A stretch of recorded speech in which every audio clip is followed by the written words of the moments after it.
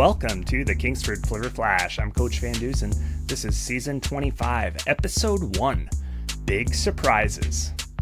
All right, well, welcome back to the Kingsford Flivver Flash, and the first big surprise that you can see on screen with me right now if you're watching on YouTube or Spotify is we have a co-host with Jacob Markworth. So, Jacob, go ahead and introduce yourself. Tell us a little bit about you. Well, hello, everybody. I'm Jacob Markworth. I'm a Kingsford graduate of 2024, and I'm here to help out with this podcast.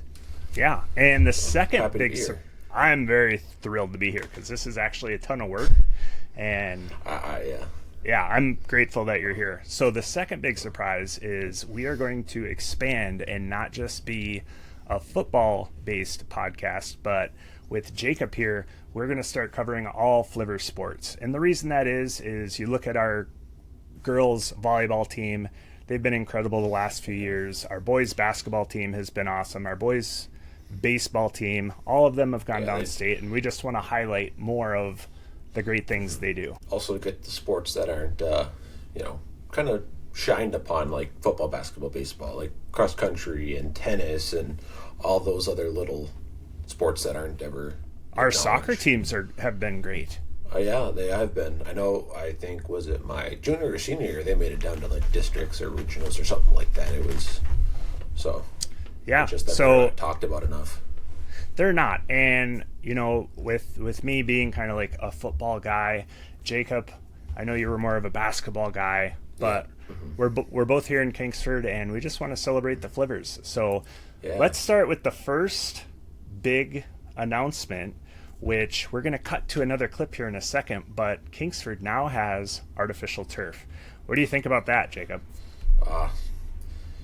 It's awesome.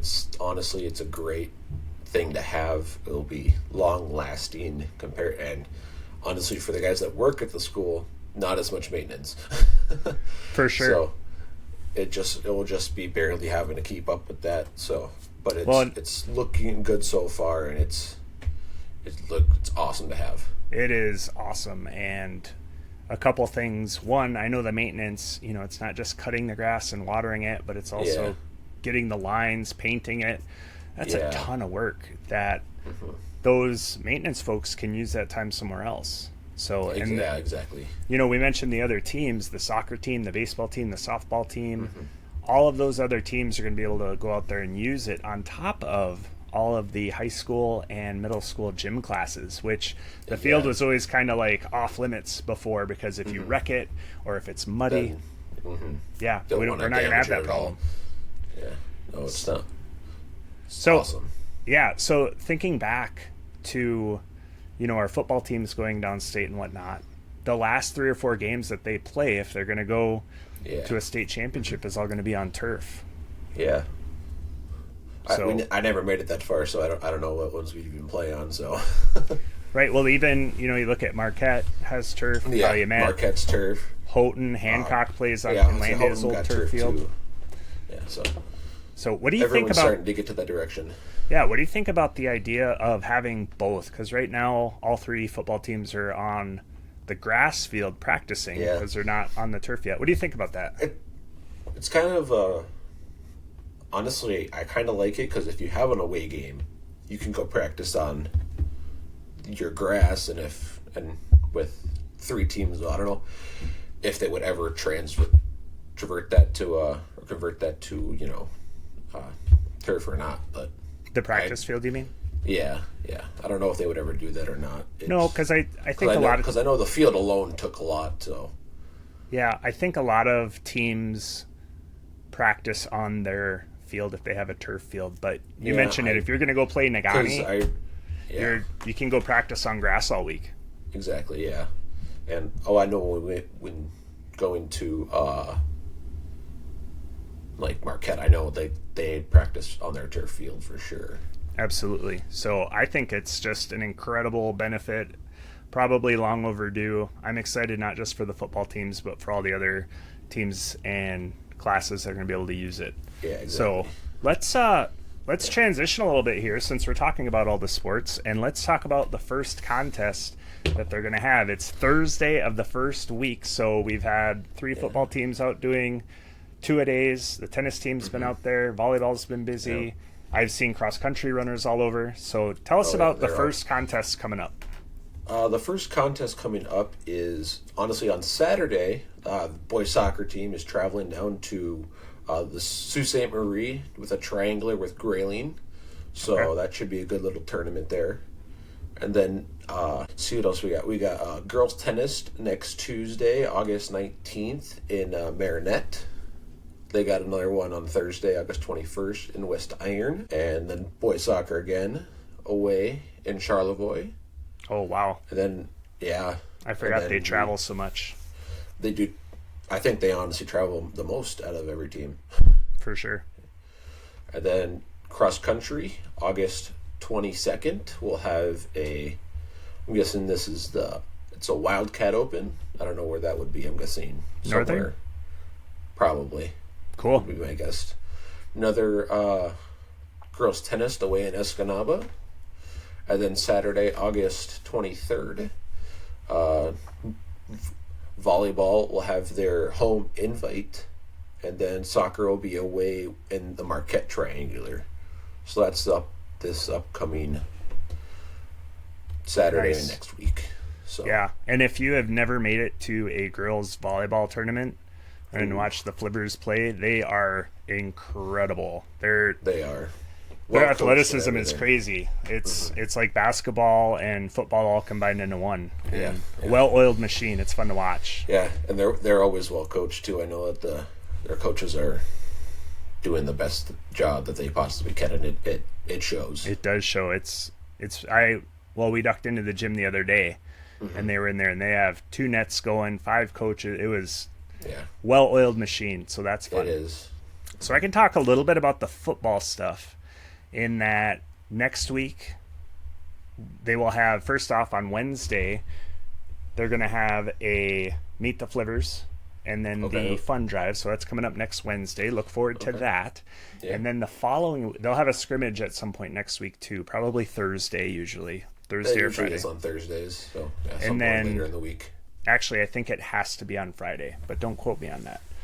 Then the following week, our freshmen and junior varsity teams will have a double header on the very first day of school on Wednesday here at Kingsford. Yeah, so that's going to be pretty neat. The very first game on that turf will be the freshmen.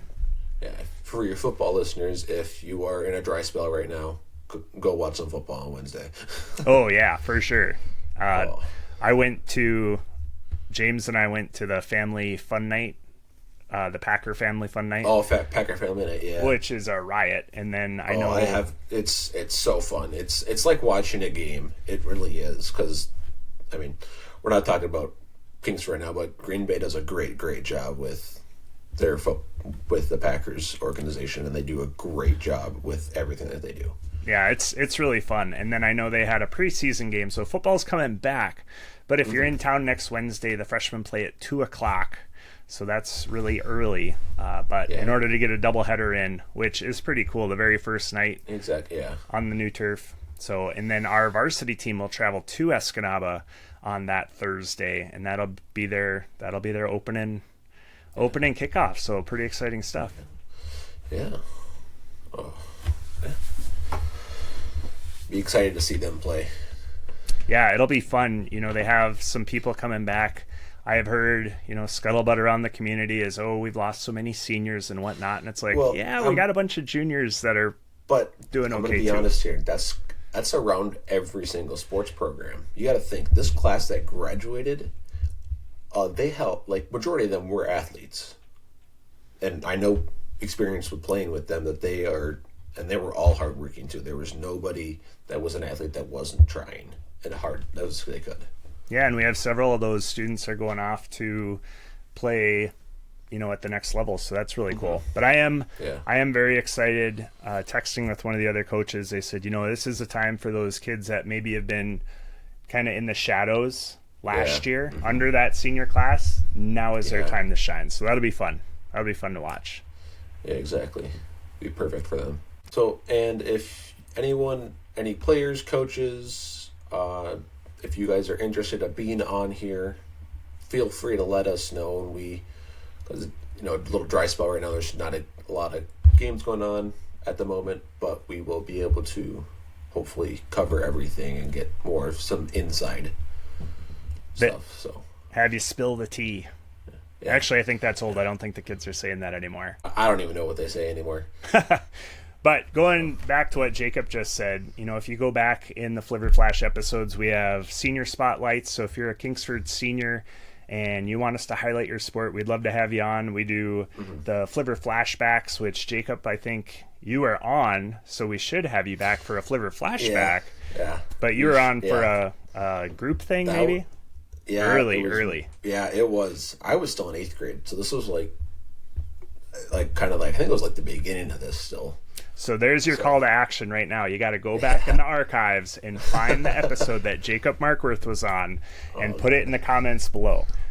Otherwise, that's going to do it for this first episode of season 2025. So as always, we ask that you like, share, help support the show, and until next time, win in the classroom, win in the community, and win on the field.